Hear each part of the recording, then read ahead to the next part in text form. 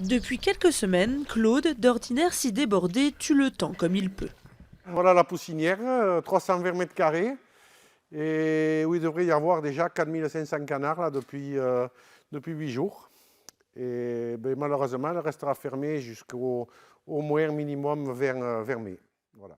Claude est éleveur de canards à Gavet, à Bidache, petit village aux confins du Pays Basque et du Béarn.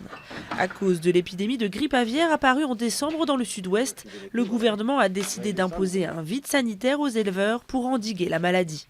Pour Claude, c'est un coup dur, 2 ans avant sa retraite.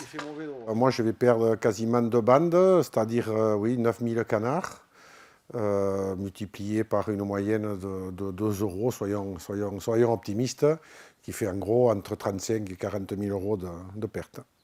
En attendant, il nettoie ses 6 bâtiments et espère réintroduire des gallinacés pour le mois de juin. L'avenir de l'exploitation de sa femme est encore plus menacé.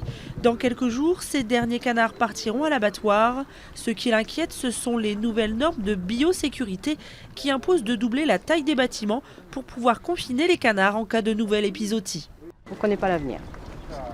Donc on ne sait pas trop ce qui va se passer. Je ne suis pas encore à l'âge de la retraite, donc il va falloir penser à réinvestir pour travailler dans les meilleures conditions et pour essayer d'améliorer un peu la biosécurité, on verra, je ne sais pas.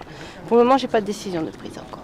Cet investissement, elle le chiffre à plus de 150 000 euros.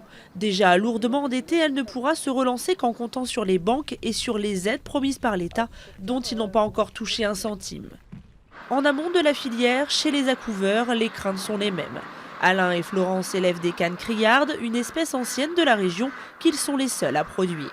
Ils ne sont pas obligés de mettre en place un vide sanitaire, mais confinent leurs animaux en espérant éviter la contamination.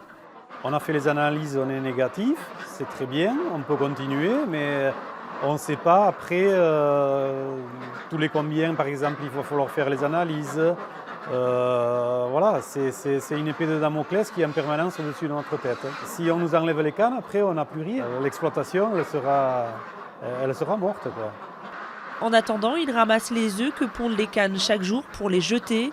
Aucun caneton ne doit éclore pendant le vide sanitaire. Un manque à gagner qui va se chiffrer à plus de 20 000 euros.